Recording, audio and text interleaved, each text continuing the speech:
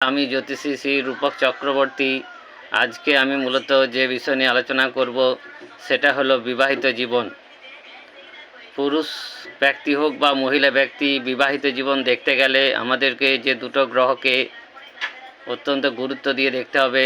সে দুটো গ্রহ হলো, যদি কোনো পুরুষ ব্যক্তি হয় তবে তার শুক্র গ্রহকে দেখতে হবে, এবং যদি কোনো মহিলা ব্যক্তি হয় তবে তার মঙ্গল গ্রহকে দেখতে হবে। পুরুষ ব্যক্তির ক্ষেত্রে শুক্র গ্রহ থেকে তার স্ত্রীর বিচার করা হয়, আবার মহিলা ব্যক্তির ক্ষেত্রে মঙ্গল গ্রহ থেকে তার স্বামীর বিচার করা হয়। যদি কোনো পুরুষ ব্যক্তির জন্মছকে শুক্র গ্রহের সাথে বৃহস্পতি গ্রহের সংযোগ তৈরি হয় তবে ব্যক্তিটি অত্যন্ত ভাগ্যবান হয়। বিবাহের পরে ব্যক্তিটির দাম্পত্য জীবনে প্রচুর উন্নতি হয়, ব্যক্তিটি বিবাহিত জীবন অত্যন্ত সুখের হয়। কিন্তু আবার যদি কোনো মহিলা ব্যক্তির জন্মছকে যদি মঙ্গল গ্রহের সাথে বৃহস্পতি গ্রহ যুক্ত হয়, কোনোরকমভাবে সংযুক্ত হয় যুতি মাধ্যমে বা দৃষ্টি মাধ্যমে, তবে মহিলা ব্যক্তিটির বিবাহিত জীবন অত্যন্ত সুখের হয় এবং বিবাহের পরে ভাগ্যোন্নতি ঘটে। আবার কোনো পুরুষ ব্যক্তির জন্মছকে যদি শুক্র গ্রহের সাথে বুধ গ্রহের সংযোগ হয় তবে ব্যক্তিটির বিবাহিত জীবন যেমন অত্যন্ত ভালো হয়, তেমনি বিবাহের পর ব্যক্তিটি কোনোরকম কোনো জমি জায়গার প্রাপ্তি লাভ ঘটে। বিবাহের পরে ব্যক্তিটির ব্যবসা করলে ব্যবসায়িক ক্ষেত্রে ভাগ্যোন্নতি ঘটে। আবার কোনো মহিলা ব্যক্তির জন্মছকে যদি মঙ্গল গ্রহের সাথে কোনোরকমভাবে শনি গ্রহের কোনোরকম সংযোগ তৈরি হয় তবে মহিলা ব্যক্তিটির দাম্পত্য জীবনে নানা রকমের অশান্তি ঘটে। আবার পুরুষ ব্যক্তির জন্মছকে যদি কোনোরকমভাবে শুক্র গ্রহের সাথে রবি গ্রহের কোনো সংযোগ তৈরি হয় তবে বিবাহিত জীবনে নানা রকমের সমস্যা দেখা দেয়। আমরা দেখতে পেলাম যে মূলত ছেলেদের ক্ষেত্রে শুক্র গ্রহ এবং মেয়েদের ক্ষেত্রে মঙ্গল গ্রহ। শুক্র গ্রহ থেকে যেমন ছেলেদের বিবাহিত জীবনের বিচার করা হয়, তেমনি আবার মহিলাদের ক্ষেত্রে মঙ্গল গ্রহ থেকে তার বিবাহিত জীবন বিচার করা হয়। মঙ্গল গ্রহ যদি তার কোনো অ্যান্টি গ্রহর সাথে বসে থাকে বা কোনো যুতি দৃষ্টি করে শনি গ্রহের সাথে বা রাহু গ্রহের সাথে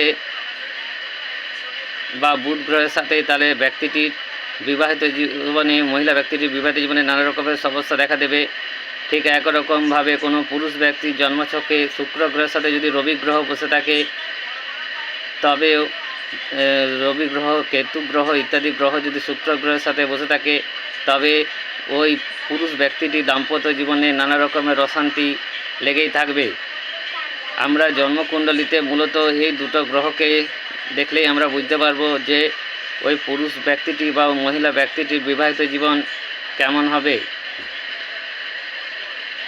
এত সুন্দরভাবে একটা জন্মকুণ্ডলী দেখলেই বুঝতে পারা যায় যে ব্যক্তিটির দাম্পত্য জীবন কেমন হবে।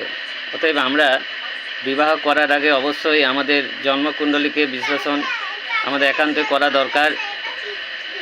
জন্মকুণ্ডলীকে বিশ্লেষণ করে আমরা বিবাহ করলে অত্যন্ত সুখী দাম্পত্য জীবন কাটাতে পারব।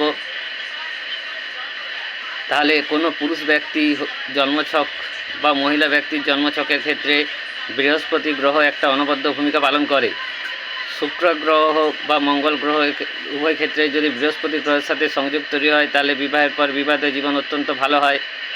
আবার ঠিক একরকমভাবে মঙ্গল গ্রহের সাথে শনি গ্রহের সংযোগ ঘটলে মহিলা ব্যক্তিটির দাম্পত্য জীবনে নানা রকমের অশান্তি লেগে থাকে। মঙ্গল গ্রহের সাথে যদি কোনো রকমভাবে বুধ গ্রহের সংযোগ ঘটে তবেও মহিলা ব্যক্তিটির দাম্পত্য জীবনে অশান্তি লেগেই থাকে।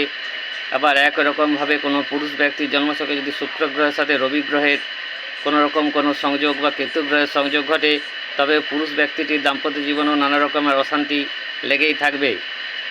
তাহলে আমরা একটা জন্মকুণ্ডলীর মাধ্যমে এভাবেই গ্রহদেরকে বিচার বিশ্লেষণ করে আমরা আমাদের বিবাহিত জীবনের পথে অগ্রসর হব। আজ মূলত আমি এই বিবাহিত জীবন নিয়ে আলোচনা করলাম। পরবর্তী অনুষ্ঠানে আবার অন্য বিষয় নিয়ে আলোচনা করব। ধন্যবাদ, নমস্কার।